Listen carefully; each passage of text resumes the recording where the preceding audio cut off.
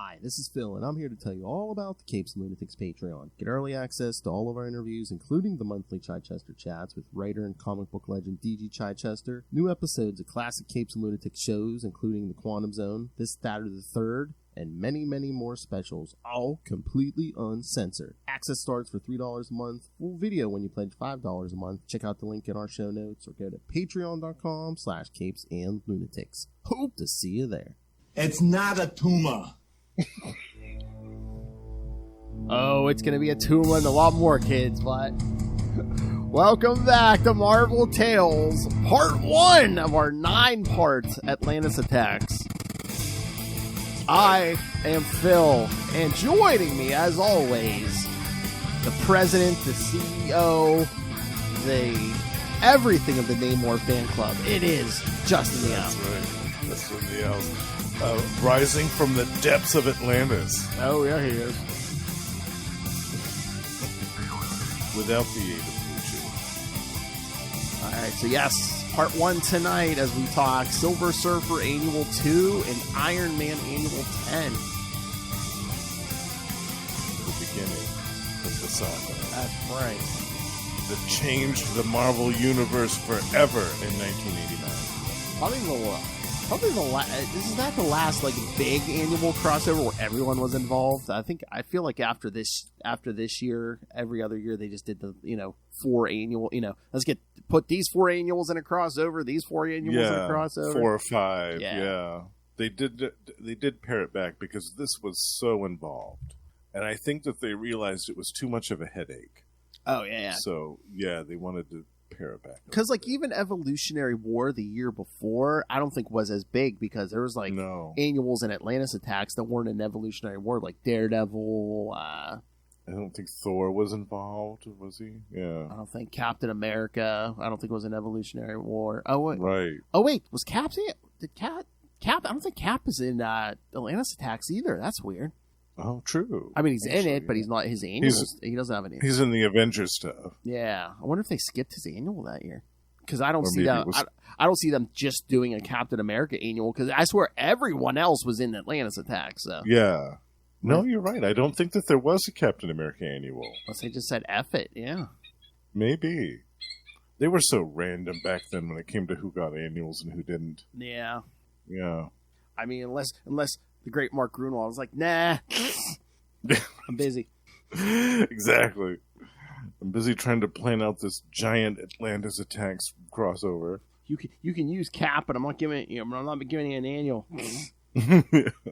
Hold on, I'm looking on the Marvel app. I wonder if it'll tell me years.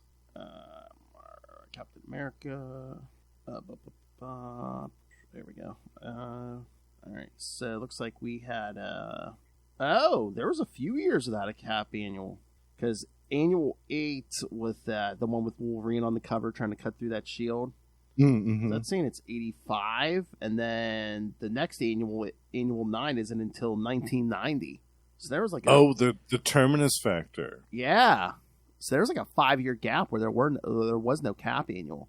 I didn't realize number that. 10 was the D.G. Chichester, the Von Strucker Gambit, which you talked about. Yeah.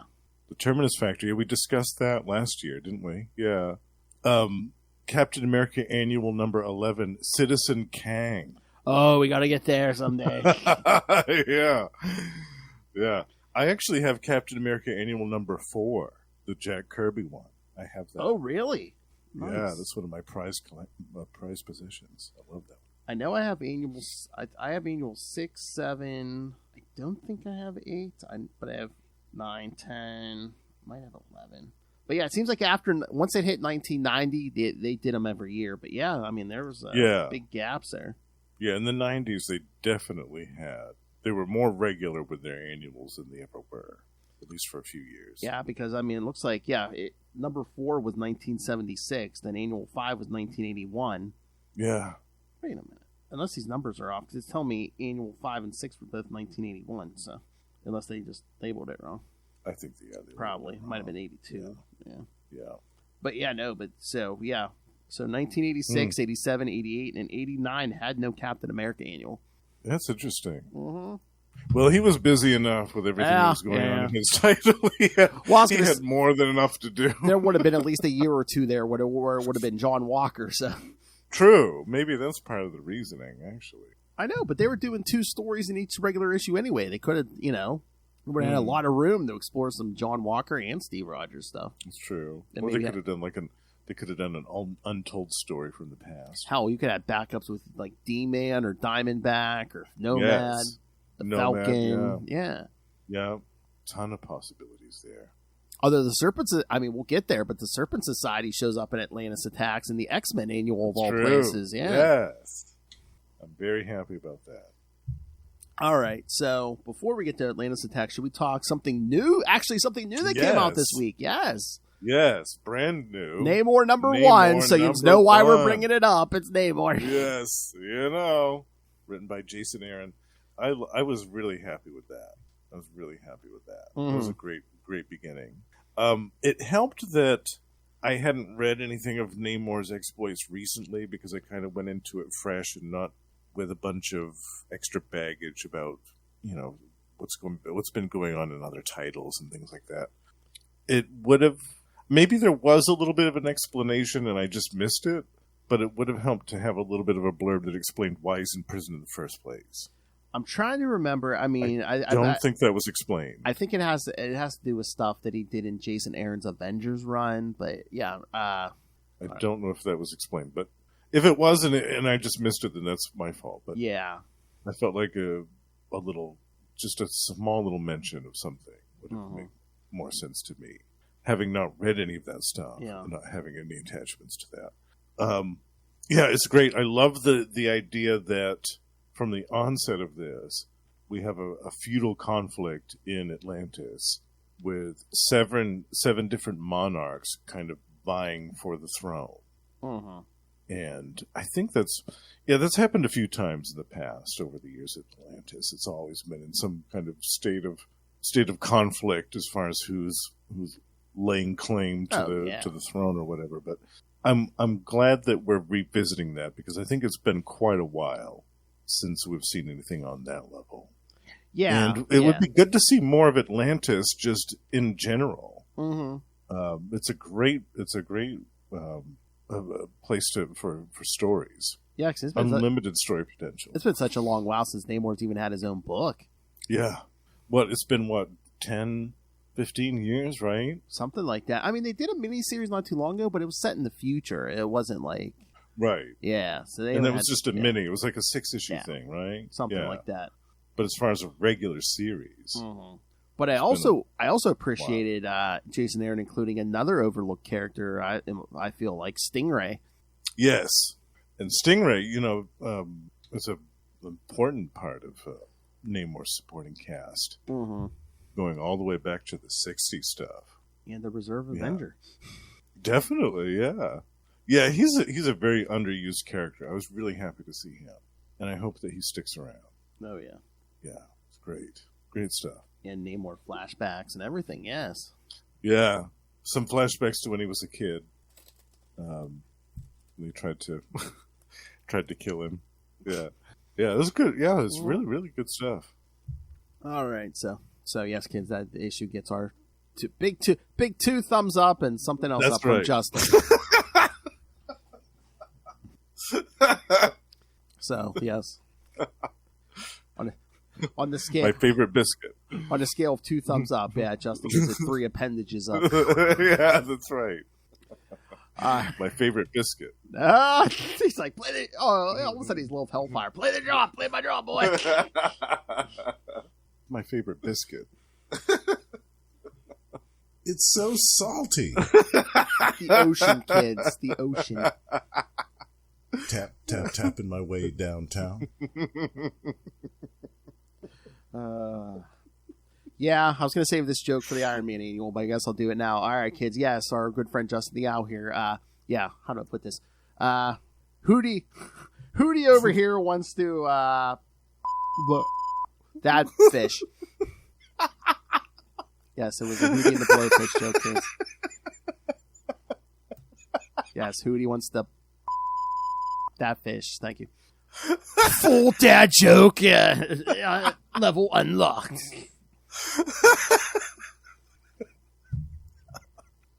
See, I thought I was going to tank, but I think Justin's about to fall out of that chair. That's a good one. I like that. That's clever. Well done, Bill. Well done. Thank you. Let me pull my crowbar away. All right. Shall we get to these issues? Yes. All right. So, yes, the whole damn thing starts with Silver Surfer Annual 2 because he's the only one not on Earth at the moment. So, And again, I love Silver Surfer. I love Ron Lim art, but that cover almost looks like he's like, "Hey, man, what's up?" The hand up like he's waving. "What up, dude?" Yeah. How's it going, man? It says Bacon's here. All right. Silver Surfer Annual 2 from August 1989. How sharper than a serpent's tooth. Once again, same.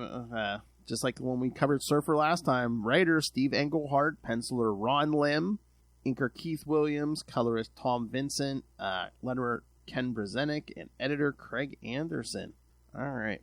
Brief summary. Well, I'm doing the detailed summary. F that. All right. Deep under a California mountain, a sleeping celestial begins to stir. Remember him from that time bubble episode, kids? Yeah. Fantastic Four? Yes. Yeah. Meanwhile, deep in space, the Silver Surfer is surprised when he struggles to control his surfboard. Happens to some men at a certain age, so, you know. Make a pill for that. Happens to all heralds of Galactus at a certain age. Totally natural. I mean, why do you think Terax is always so angry? Those rocks aren't as hard as they used to be, kids. After examination, he notices a green bacteria-like substance clinging to the underside of his board. They have shots for that. All right. The surfer tries to blast it off to no avail. Thus, he decides to let it control his board and lead to the bacteria's desired location. The board stops at a cloud of space dust that the surfer had flown through earlier. Analyzing the space dust leads him to believe there is more to this dust than meets the eye. The Silver Surfer uses his power cosmic to because this is a smart move. Uses his power cosmic to transform the matter, and it becomes Ghaur, the deviant god. Oh, kids, could be worse. It could be a tumor. It's not a tumor. I know. All right. Ghaur explains to the surfer how he had become a cloud of space dust, how the Eternals prevented him from destroying the Earth.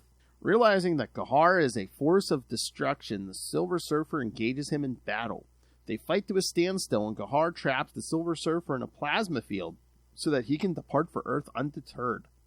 The surfer finally breaks free from his entrapment, but realizes that he cannot pursue Ghaur. He has been drawn into the Kree-Skrull War and has to protect Zenla. Ghaur arrives on Earth and arrives at the underwater city of Lemuria. He breaks into their prison and frees Lyra. He has freed Lyra to help him with his plans that involve the Serpent Crown, the god Set, and seeking revenge on the Earth. So it's nice to have a hobby. The Silver Surfer decides to warn Earth about Ghaur, but sending his thoughts through hyperspace. On Earth, his warning reaches Doctor Strange and Talisman.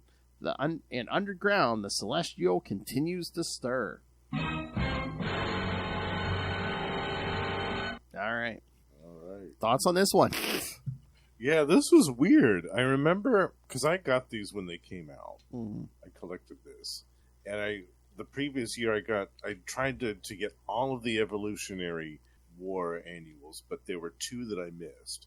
So this year, when 89 happened, I was like, I want to get all these. I want to make sure I don't miss anything. So I was pretty rabid when it came to when these came out that summer. And the first one, I was like, oh, this is weird.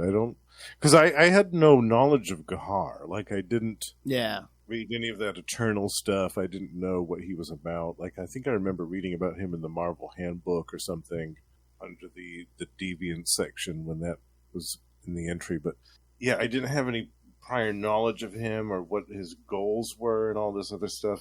And I knew about a little bit about the Serpent Crown, but it had been a long time since it had been mentioned. Yeah, I think since the 70s or something like that. I mean, I've tried to get through that original Eternal stuff. I can't, but I have read that Iron Man. I have read that Iron Man annual. That's Rhodey. That was Rhodey. That's not even Tony Stark in that one. Yeah. Yeah, I'll have to go back and read that at some point because I still haven't read any of that stuff. He basically just like stumbles into that Eternal stuff. Yeah, it was when he was originally Iron Man. Yeah. Okay. Yeah, I still have to go back and.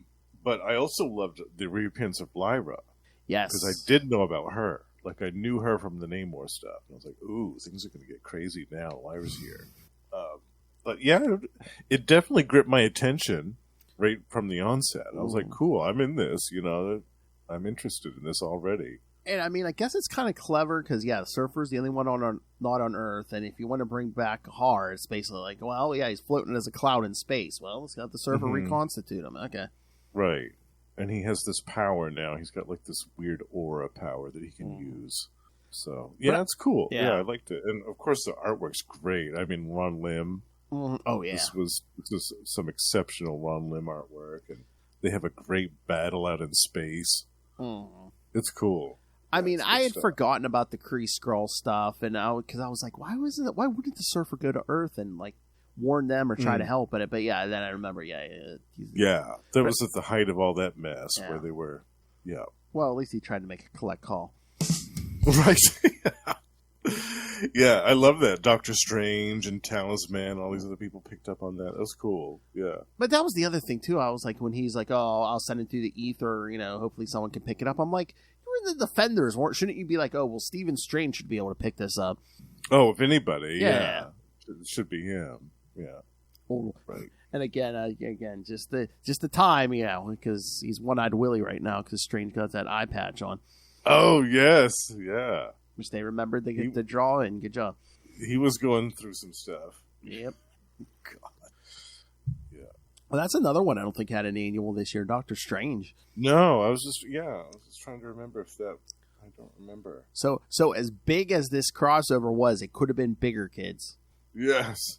They showed restraint with this. Remember that. I wonder if that was part of the reason why Cap and Doctor Strange didn't get annuals, is because they were just like, okay, we're going to keep, if they decided how many parts they were going to keep it to, and just everyone submit, your idea for your Atlantis Attacks annuals. Yeah, can you imagine what the organization process behind this must have been months of the planning. Unless you're all the Spider-Man books and the X-Men, then you have to be involved. Yeah, and the Avengers. Yeah, yeah. Yeah, it must have been so much planning and just rewrites and re-edits and oh my word. Because again, it's so funny because Captain America and Doctor Strange at least didn't get annuals. Spider-Man got 3. 3, yeah, 2 Avengers ones. Yeah, but again, there was 2 Avengers books. But of course, all the mutants got X-Men, X Factor, and New Mutants because Excalibur wasn't in here either. Right. Yeah. Once again, getting left out. Once again, Excalibur getting left out. It's so weird. I don't get it. They only had 3 annuals, too. In that whole run of that first series, they only had 3 annuals, and 2 of them weren't even connected to anything else at all. They're just separate standalone stories. Because, again, Captain America and Doctor Strange didn't get annuals, but at least we saw them in this crossover. Excalibur is basically like, they're over there. Yeah, they're doing their own thing. Having some tea. And again, another one, I don't think he got an annual, but I mean, Joe Fixit shows up for like the end of this, doesn't he? Right. Yeah. I don't think he got an annual that year. No, but at least he shows up at the end when they all like band together and stuff. There was one the following year for Life Forms, which we covered last year. But, I don't think there was one in 89. Yeah, because he didn't get one for Evolutionary War either. No. Although he was in it briefly. Yes. Yeah. But yeah, I mean, good start here. Should we talk about? I mean, some of these backups were Yeah, there's a lot of backups in this one. Well, a lot of it's like, how does the Silver Surfer's powers work? Or cosmic awareness comparisons, comparing different characters with cosmic awareness. Which I don't know if I'd classify what Charles Xavier has as cosmic awareness. He's a very strong telepath, but I wouldn't know if I'd call it cosmic awareness. I mean, I suppose if he's using Cerebro, like that could kind of almost... And Doctor Doom? Cosmic ego, but not cosmic awareness. Right, yeah, it's not the same thing. And even, like... Mantis? Even Mantis. Yeah. Like, Mantis, like, meditated herself to a higher level of consciousness, but I don't think it was... Yeah, I was trying to remember, because, again, she wasn't like what she is in Guardians of the Galaxy now, kids. I mean, she was more... No. Yeah, they're trying to make her a more cosmic figure, yeah. Yeah, this is a much different Mantis. Yeah, she was the original. She was the original Madonna, kids. The original Madonna. You got it right. And then the informal tour of the Marvel Universe. Yes. Yeah, showing all the different races and all the, which is basically a conversation between Reed and Franklin. Yeah. And I love that one because it's like Reed's telling him all this cosmic stuff, and then at the end, Franklin's like, "Yeah, if Galactus doesn't eat us all." Yeah, that one little detail, But the real gem of these backup stories is Buried Treasure. The Captain Reptile story. I love this so much, and I was grinning from ear to ear when I was rereading this earlier because I had almost forgotten about it. Buried Treasure. Captain Reptile... Basically captures this woman, steals her treasure, and then prepares her to eat. You think that he's just going to take her hostage because she's like the daughter of this governor. She's a named person, and she has this armed escort and everything, and all this other stuff. And you think that she's got this treasure too. You think that he's just after that. Yeah. But then he takes her, and you think that he's going to take her as a hostage, like to ransom her for this. Or her dad, the governor. And then at the end, they go to this planet, and he orders his men to start digging a pit and pours a bunch of marinade in there and then throws her in there. Basically, yeah, makes a prune of slow cooker. Yeah, he's like, getting ready. Yeah. I thought, oh my God, wow. I mean, that was a dark ending. It was just like, he kidnaps her, steals her stuff, and I'm going to eat you. Telling the dad, I stole your money and I ate your baby. I ate your daughter. How about you? Oh, yeah, that was a dark ending. I was like, really? That's it? It was dark. Yeah. That escalated quickly. Yeah, I love it. I love it. Because Captain Reptile was badass. Yeah, he's a badass guy. Oh, yeah, then there was one with Mephisto. Yeah, Mephisto making an offer to someone. This alien, was it Virgie, so she could rise out of poverty? Yeah. But then, she encounters Silver Surfer, causes her to reconsider her sacrifice. So basically, he talks her out of selling her soul to Mephisto. Yeah. It's a quick little, it's only like 6-page story. Yeah. It's good. It's very good. I wonder if we ever see this character again. I don't know. I don't think so. I don't remember. But yeah, it was good. Yeah. Jim Valentino artwork. Yeah. But a lot of those were just, oh, hey, here's some info dump for you. But yeah. Yeah, this one was a nice little thought out story. And I do like this when they do this with annuals because, this one told you, this one kind of took place, I guess, between Silver Surfer 25 and 26. Yeah. Yes, the editor's notes are essential for the annuals, because you don't know where they are in their own story. Yeah, because I get that. That's where I'll foul them between Silver Surfer 25 and 26. Boom. Yeah, perfect. Oh, okay. You know why this cover looked like the way it did? This issue's cover is an homage to John Buscema's cover to Silver Surfer #1. Ooh, okay, so cool. That's why he's kind of like, yeah, nice. I love that. Oh. And in the back of this, we get the first part of the history of the Serpent Crown, featuring some gorgeous artwork from Mark Bagley. Oh, yeah. Oh, yeah, because I don't see that. Oh, yeah. The origin of Set and the Elder Gods. Yep, in the first days of Earth. Yep. Yeah, that was cool. I love that. Mm-hmm. With Gaia and all the others, yeah. Gaia and Set and Chthon. So cool. I love it. I love all this alternate history stuff. It's fantastic. Well, yeah, you see the editor was Mark Grunwald, of course. Yes, absolutely. But yeah, so yeah, kid, this Serpent Crown stuff's kind of been going on since it's been cooking since the beginning of time. Yeah, literally. Since the beginning of Earth. Oh, this Silver Surfer annual, it's saying Marvel reported this issue was the 9th best-selling direct sales title for the publisher during the month it was released. Oh, okay. So this month it was Nice. the ninth best-selling title. Yeah, an annual. So That's pretty impressive, yeah. Especially for 1989. That is impressive.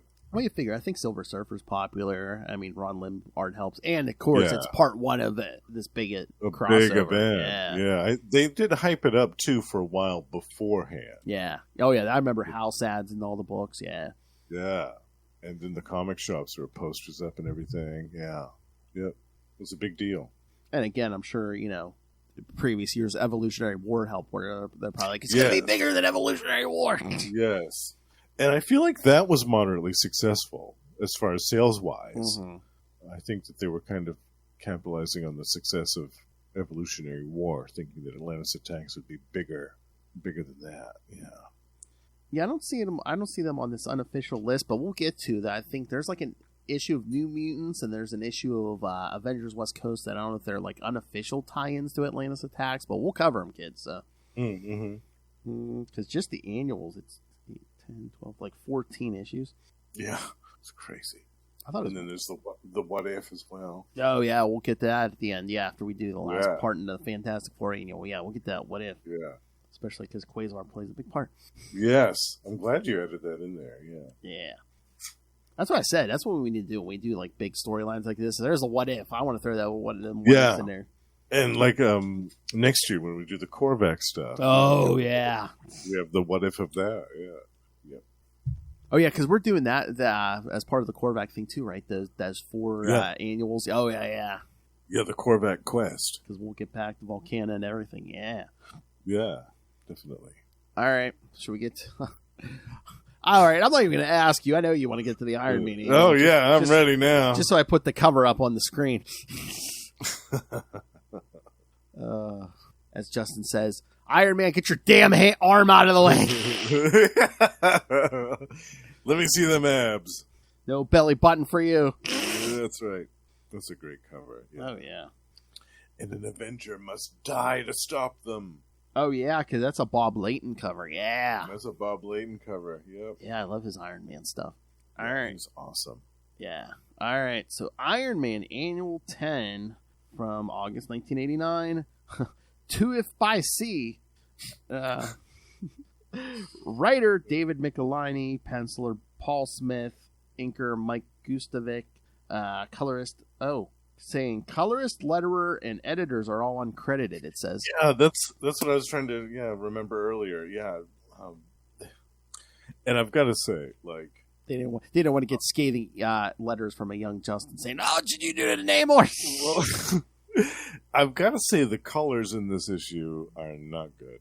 Like, oh, we'll get to some of the art because I have a problem with some of these pencils too. There's a few sequences where like the colors in particular don't help the artwork.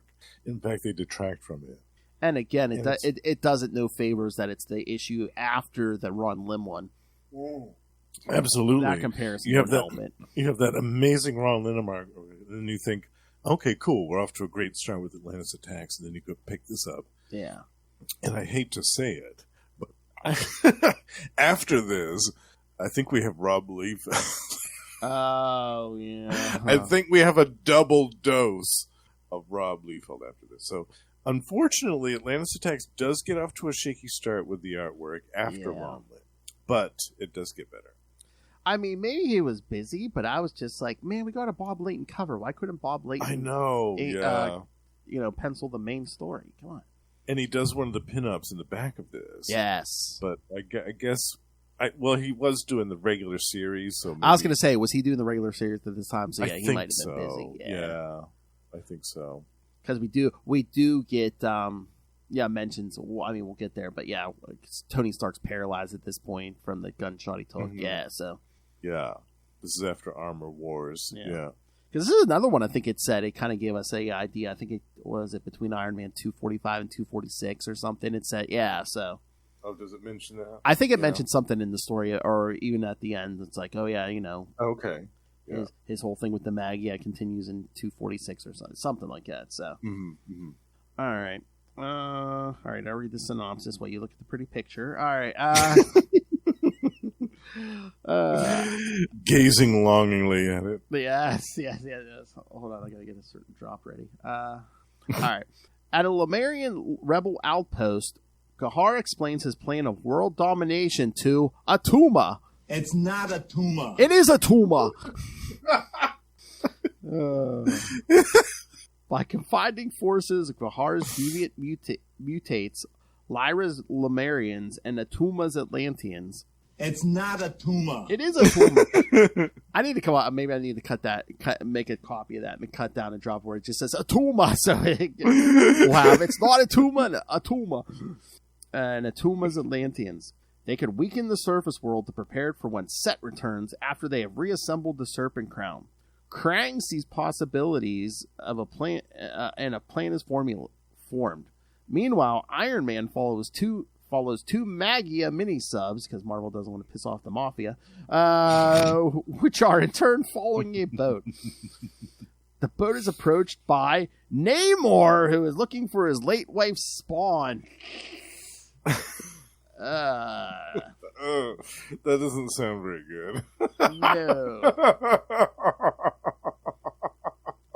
Where's my illegitimate kids? Because aren't those his kids too? Well, I think that they, or did she just I know she's like alien or part alien. Did she the Plodex? I think that they inferred that the Plodex could reproduce at will, like asexually, like it did. Yeah, they had some type of weird. Yeah, they had some type of weird syndrome where they could. Yeah, because I thought I wasn't sure. I thought maybe it was loosely implied that she had used his. Oh yeah. Well. Plus, she did come in contact with this other Plodex thing during an Alpha Flight story, so it's possible that during that, there's some enzymes that found their way to certain places. Don't act like you're above Namor's enzymes, Justin.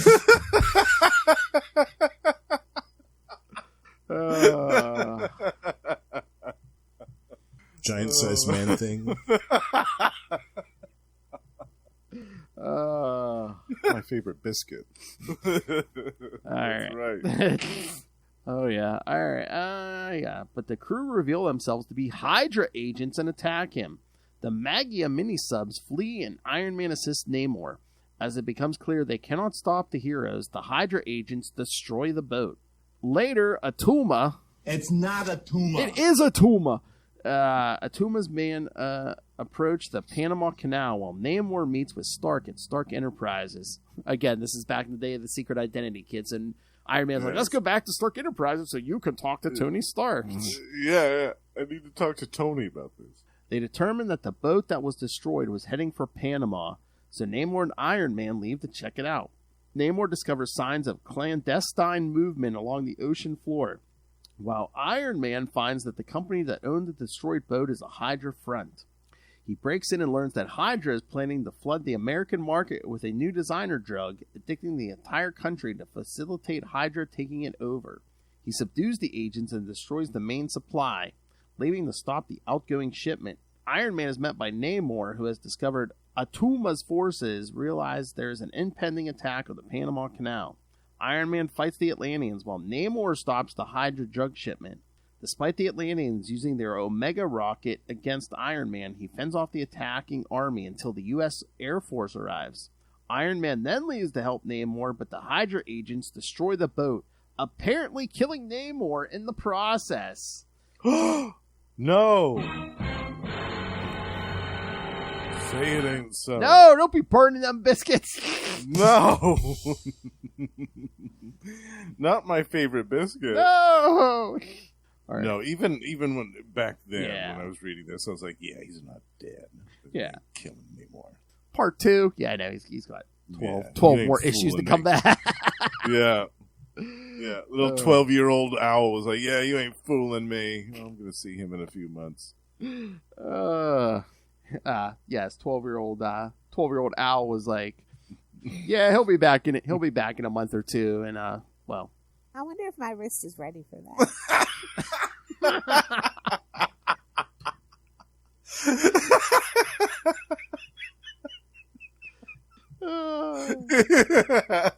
Lubricated eels are the best.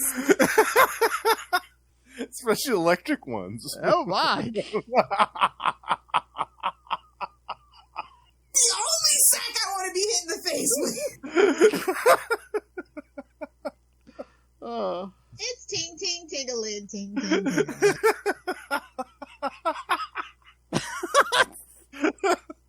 Gives a new meaning to the shocker. Oh!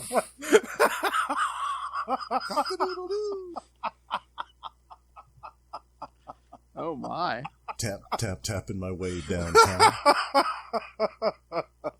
All right. So, besides your sexual feelings, what did you think about this? This I liked the story. Like, there was a part too that was really funny where the Hydra dude was talking about how they had developed this new synthetic drug which they were just gonna give away to people to get them hooked. It was gonna start this whole massive drug epidemic crisis, and he just starts laughing like a madman, and Tony just blasts him in the face. Yes. I loved that. I'd forgotten about that part. I know. Tony's like, sometimes you got to do it, Yeah. When I was reading through that, I was like, oh, he just zapped him. Okay, there we go. It was so good. I love it because, other times, he might torture himself over killing someone, but he's like, you know what, this guy's going to, wants to just, rain drugs down on all over the country. He's like, yeah, F you. Yeah, exactly. It was so funny. Blast. Yeah, and the thing that I don't like about this issue, really, is the colors. It's so weird. Like, there's a sequence earlier in the story when they're in Atlantis, and Ghaur and Lyra are talking to Atuma and some others. The colors in those panels, awful. It's so bad. Yeah. And later on in this issue, too, like, some of the colors, they're so off. There's bland, they're muted, like, there's no tone or texture to any of it. For some reason, I don't know why, it just kind of throws it off. And I love the pencils of Paul Smith. Mm-hmm. Like, I love his artwork is a lot, but I don't know whether it was the inks of Mike Gustovich that made it feel like it wasn't really complete, because some of the art in this kind of feels like it's almost unfinished or like it's rushed. Yeah, I don't know if it was the inking or what, but there's a lot of pages in here where I don't know, that Iron Man helmet seems to start taking on funky shapes and stuff. Exactly. Yeah, and the boots and the gloves take on weird proportions. There's completely, like, vacant backgrounds in some panels where there's absolutely nothing in the background at all. And, like I said, the colors are just so... I don't know. Almost like... almost looks like Iron Man's head is, like, getting thinner, but, like, going longer, and, like, that mouth... that kind of, like, mouth slit is kind of going down, Mm-hmm. Yeah, it's so strange. I wonder if it was kind of a rush job on the part of the artists and everybody. Because I was going to say, for the most part, Namor looked a lot better in this than Iron Man did. Yeah, Namor looked good in this. I really don't have any complaints about how he looked. That is the funniest, where he's just standing there waiting with Miss Arbogast for Tony to come out. He's standing in this waiting room with just like a Speedo. It is Speedo, yeah. That's another reason I love that man. He just walks around in a Speedo, and he gives no F's about any of it. He does not care.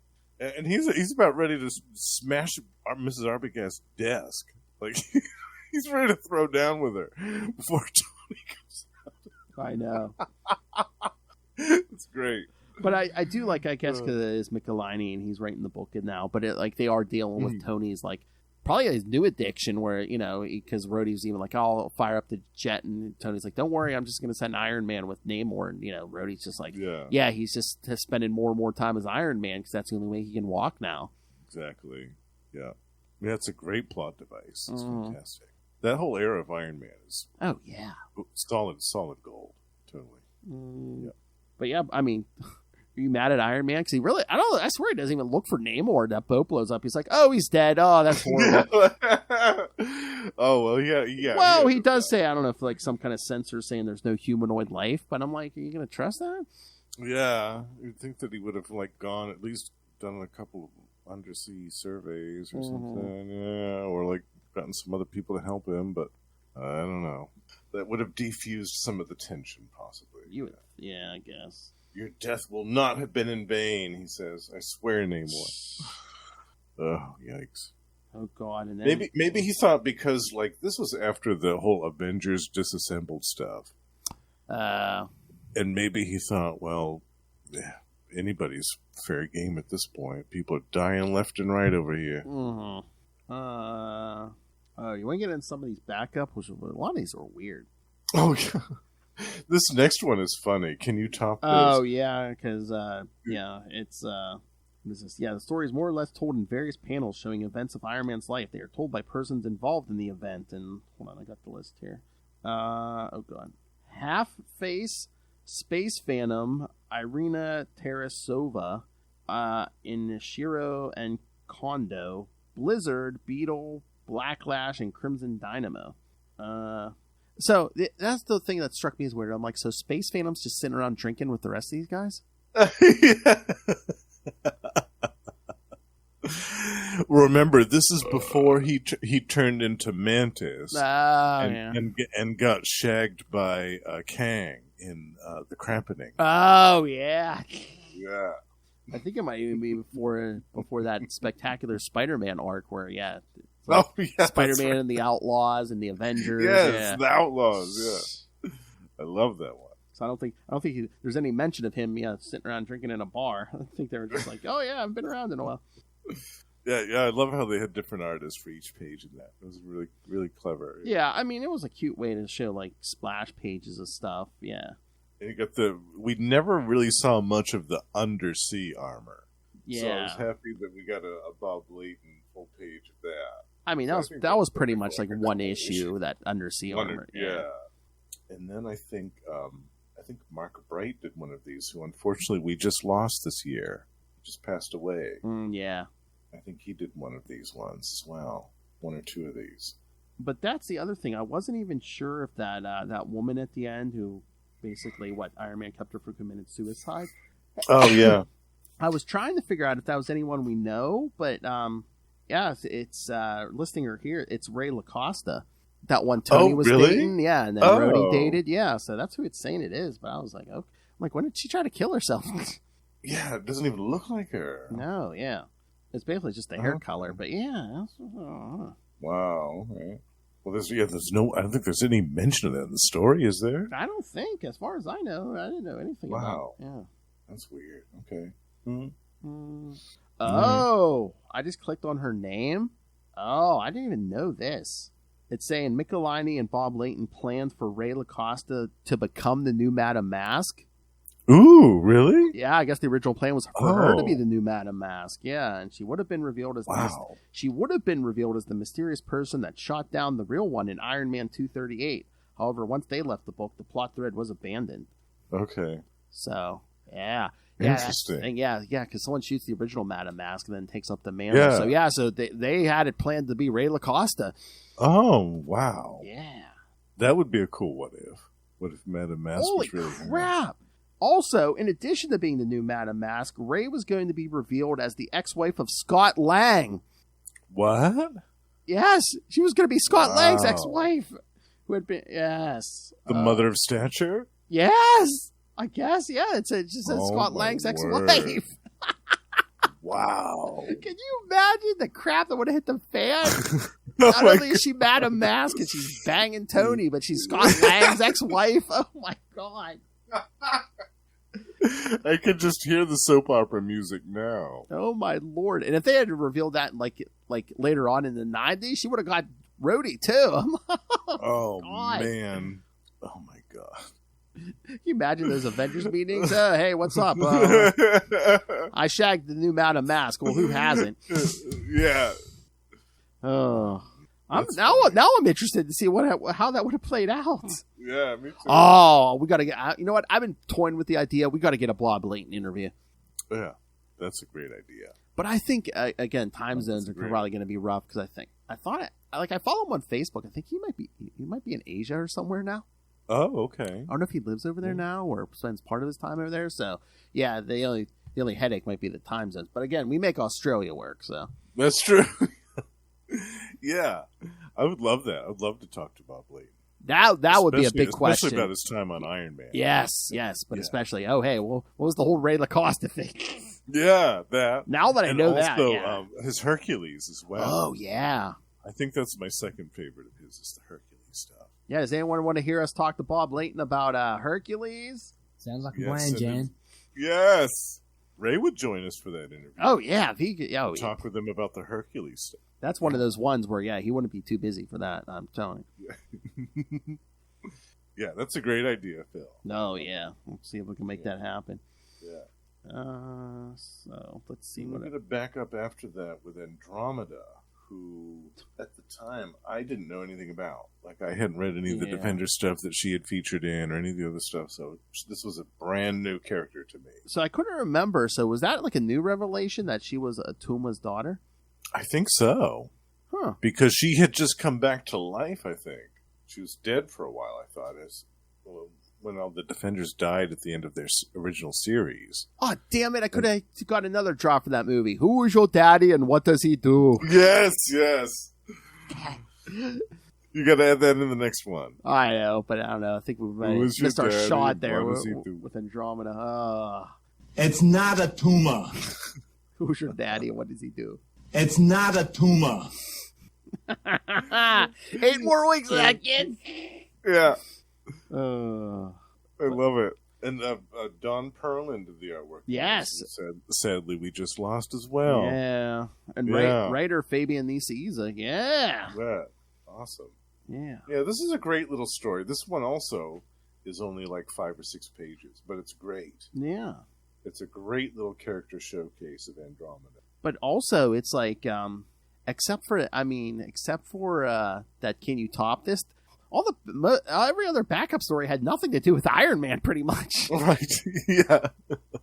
Or no one in his regular book. It was like, right. Yeah. You get Andromeda, and then you get the history of the Serpent Crown. It's like, okay. Yeah. But yeah, in this Andromeda one, you get to see really what a nasty piece of work Atuma is, because when she reveals to him who her mom was, Lady Gelva, she says, "Would you slay me still?" And then Atuma says, "More so than ever. I always hated that bullocked whale," he says. And then he swings his sword at her and tries to chop her head off. It's like, yeah, Atuma is nasty. This is a great villain for this story. Hey, who's your favorite person on Father's Day? It's not a tumor. Yeah. He's not getting any Father's Day cards in Atlantis anytime soon.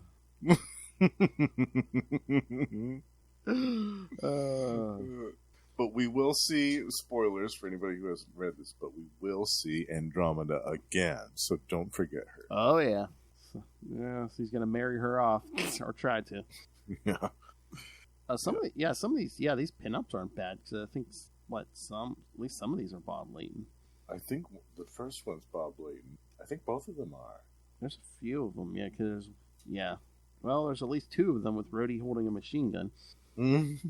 Oh, that's a good one with the Ghost. Oh, yeah, the Ghost, yeah. Well, that one's not bad either, with Iron Man there in the background, but Rhodey protecting some woman in lingerie for some reason. Oh, yeah. Yeah, that looks like Jackson Geis. Yeah. Oh, yeah, that one's really good, too. Yeah, so just with the armors. Oh, yeah. Which, again, I'm like, there was so much good artists on Iron Man around this time, in the couple year span here. I'm like, I don't know why we couldn't get any of them to pencil this issue.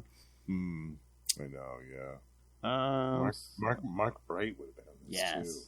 Or even, the guy who's penciling, all the Serpent Crown history, Mark Bagley. Oh, Bagley. Well, he does one of the annuals, I think, in the full story. I think it's one of the Spider-Man ones, I think. Yeah. Spider-Man ones. Yeah. So at least we get that. Yeah. But can you imagine? Come on. They robbed you of Namor, drawn by Mark Bagley. Come on. I know. I can imagine how hot it is, because the way he drew females. I know. His Mary Jane. Yeah. Yeah. Chef's kiss. Absolutely. Exactly. Yeah. Amazing. Yeah, he's one of my favorite artists for sure. Mm-hmm. Have you ever talked to him, Mark Bagley? No, I would love to. He's my favorite Spider-Man artist. That'd That'd be another great interview. Yeah, I might have to do that too. All right, Bob Layton, Mark Bagley. Yeah, I love it. Well, we get another part of the Serpent Crown history in this. Yeah, it's basically still the elder. It's basically these gods and the dinosaurs. And the dinosaurs. And how the dinosaurs died. We get a little alternate history of that as well, which as a 12-year-old, I thought was absolutely fascinating. Well, basically, Seth's like trying to keep the dinosaurs alive because he's getting power from them. Right, yeah. Those are his kin, basically, his spawn. And then the guy is trying to protect all the mammals and keep them alive. Mm-hmm. Oh, and then we didn't mention him in the previous issue, but yes, the return of her son, Atum. Demogorge, the God Eater. Yes. Who becomes more monstrous as he destroys the creatures, demons and things. Yeah. And it's so cool. The creative team in the last issue and this one having to get creative because, again, Guy is still running around naked, so... have to be very strategic with shadows and her hair. Yes. These are the days of the comics code, so you had to be very careful about that stuff. Yeah. I mean, even to this day, we ain't getting no nipple in an Iron Man issue. Well, that's true. But the history of the Serpent Crown interesting, even though we're still like back in prehistoric times. Yeah. Well, it does go back quite a ways. Yeah. Yeah. All right. So overall, okay, this is gonna be a hard decision for you because I know why you love this issue for some reason. But what issue did you think was better? Oh, yeah, I did think the Silver Surfer annual was better. Yeah, overall, yeah. Art-wise, yeah. I think the backups kind of held up better, too, yeah. Backups were better, yeah. They do. Yeah, it's something about the art and, like I said, the coloring, the bad coloring in the Iron Man one. Yeah. Just kind of threw it off for me. I felt like that was all rushed, and it really came off that way to me. I loved the story, though. So... To me, I'll still revisit it just on those merits. But yeah, the art and the coloring in the Iron Man one were just way off for me. I mean, there was good stuff in this Iron Man annual, but I almost feel like it felt more slapped together quickly than the Silver Surfer one. Right. Almost like in the grand scheme of things, they had originally intended another annual to be the second part. Maybe. And then they were like, at the last minute, they're like, oh, well, shoot, we have to put Iron Man in the part 2. Like, let's throw that together. Because it does feel like it was rushed. Yeah. It does. Because maybe it's like we have to fake kill Namor pretty quick here. So, we want to save like the Avengers books for later on and all that. And, the Fantastic Four annual came last. So they're just like, who could fight with him in the ocean? Oh, Iron Man. Okay. Yeah. Yeah, that makes sense. But yeah, no, that one is, with all the guys in the bar, it almost seems like people were drawing pinups, and they're like, "Oh, let's tell a story with these pinups." Right. It was clever, though. I really liked it. Yeah. The Space Phantom one, drawn by Byrne. John Byrne, you get Gene Colan, the original Avengers, Bob Layton, Mark Bright, it's so good. Yeah, I love that. Was that Keith Pollard? Yeah. Keith Pollard, yeah. Yeah, that's a good one. Yeah. Yeah, so good. All right, so. Guess that's part 1 of Atlantis Attacks. Part 1. We'll be here for 2 months. Yeah, 8 more episodes, kid. Beware. Get your wetsuits out. Oh my! Yeah, Jessica put his away for a while. We're not going to see Namor for a little bit Yeah, here. or a little while. That's right. All right. I don't know if I gave the breakdown, so here, let me open the schedule and tell everyone what they need to read. All right, so next time, part 2. Oh, yeah, that's another random issue. Part 2 is going to be Marvel Comics Presents 26 and X-Men Annual 13. Oh, I forgot about that. Marvel Comics Presents. Forgot about that. Oh, then we're going to get that at X-Men Annual with the Serpent Society right down there in the corner. Yeah. I love that. And then in part 3, we'll get to the Amazing Spider-Man Annual 23, which I believe has She-Hulk in it, right? That's the one? I think yeah. Or Daredevil? No, because she's in one of his Atlantis Attacks annuals, right? It is the Amazing Spider-Man one, yeah. That might be the Laura Blythe one. With the Abomination. Yes, yeah. Yes. So, yeah, part 3 is Amazing Spider-Man Annual 23 and Punisher Annual 2 up there above Justin's head. With Moon Knight. Just Frank Castle and Mark Spector trying to beat the crap out of each other. I love that one. Yes. For obvious reasons. And then part 4 will be Spectacular Spider-Man Annual 9 with Cloak and Dagger, and then Daredevil Annual 5 with Spider-Man and Doctor Strange. Mm-hmm. Part 5, Avengers Annual 18 and New Mutants 76. So there's another random issue there. New Mutants, that's another Rob Liefeld one. I think so, yeah. So yeah, part 5 has that New Mutants issue, and then part 6 has the New Mutants Annual number 5 and X Factor Annual 4. Part 7, Web of Spider-Man Annual 5 and Avengers West Coast 56, which will be followed up in Part 8 by the Avengers West Coast Annual number 4 and Thor Annual 14. And then, Part 9 will wrap it up with Fantastic Four Annual 22, and we'll do the What If issue, Volume 2, number 25. So, what if they had lost? Yeah, that one's great too. Yes. All right, kids. So, yes, there's your homework. Send us in your thoughts. Let's see if I can put up the right graphic this time. Yeah, you'll have plenty of time to send in your thoughts on Atlantis Attacks if this is your first time reading it, and make sure to let us know what you think. Yeah, that is interesting. Yeah, if it's your first time, or some of you old guys who have read this like 30 years ago, Ray. 30 years ago. Ray, send in your thoughts. Right. Yeah. You're the same vintage, Ray. Send in your thoughts. Yes. I think comes back to wine and playing with decks for Gray. All right. Send us your thoughts. Email us. CapesandLunatics@gmail.com or call the voicemail 614-382-2737. That's 614-38-CAPES. And remember, you can find all things Capes and Lunatics episodes, social media, merchandise. Get your brand new Capes and Lunatics merch with the new logos. Stuff. Or the classic. Yeah, the classic is still there, but there's some new. Yes. And also, we can, Little Hellfire, demand you peasants rain random money on us through the Cash App link. Make it rain. Not my words, Lil's words. All right. So, yes, please rain random money on us through the Cash App link. Please don't let us be that metaphorical young girl dancing on the pole before the club gets blown up by the Maggia.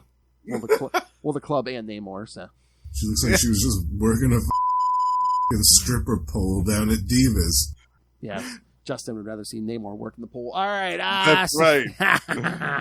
And of course, stretching out that Speedo. Whoa! And of course, the Patreon, where again you get exclusive content just for our Patreon subscribers, our Patreon elite, like myself. Yes. Join me in the Patreon elite. Biscuit Master down there. So yes, and the July episode will be Lilith and I breaking down our road trip to HersheyCon. Yes, where we met D.G. Chichester and talked to Mark Wade and got to look up at the very tall Mr. Jim Shooter.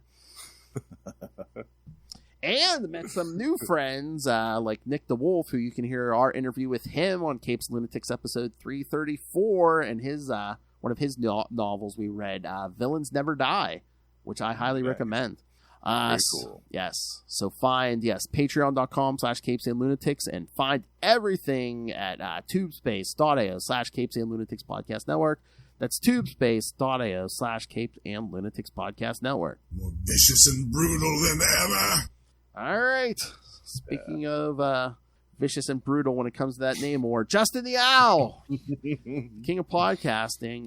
You can find him here every week on Marvel Tales. You can hear him once a month on X-Men Classics, on Energon Universe, over on Capes Lunatic Sidekicks. You can hear him also once a month on We Are the Night, the Batman podcast, talking Azrael, and he'll also be making a special guest appearance on episode 200 when we talk Batman 89. And yes, I'm reminding you, the listeners, and Lilith Hellfire, that's what we're doing for episode 200. I don't judge what pharmaceuticals you use, unless you're Lilith Hellfire. And of course, you can catch him every so often on Electric Mullet, the Superman podcast. That's right. He's about to do a 3-episode run with us. And that is not all he does. You can catch him on these shows. Classic shows. Yes. Tell us about that. Yeah, Gamma Charge. You can find me every month with Russell. We're talking about the Incredible Hulk, the sensational She-Hulk, and we have a Patreon, so do check that out. And over on Predator and Prey, we are joined by none other than the High Priest of Khonshu himself, Ray. And every month we discuss the classic Predator comics, and later this year we'll have the new comics from Marvel, Predator versus Black Panther. And last but not least, my solo show, The Lost Library of Legends. I discuss the forgotten and obscure comic book gems of the last few decades. And the next episode is a spotlight on a 1993 Image series called Wildstar. We're going back to the 90s here, bitch. And kids, that Iron Man annual? One way. Biscuit. Yes, especially the cover. My favorite biscuit. Cock-a-doodle-doo. Damn right. We'll be talking about him more, actually, later this year on Marvel Tales. That's right. That's right. Yeah, the month of my birthday. It's so salty. The taste of brine. Oh, my! That's what you get for licking them abs. All right. Thank you for joining us, kids, again. 8 more weeks of Atlantis Attacks. That's right. Get some Marvel Comics Presents next episode, and the X-Men join us here in Australia. Things are going to get even more snaky. Very May in Australia. All right. Again, yes, thanks for joining us. Come back. The war has just begun. And remember, if you remember anything, remember this. It's not a tumor.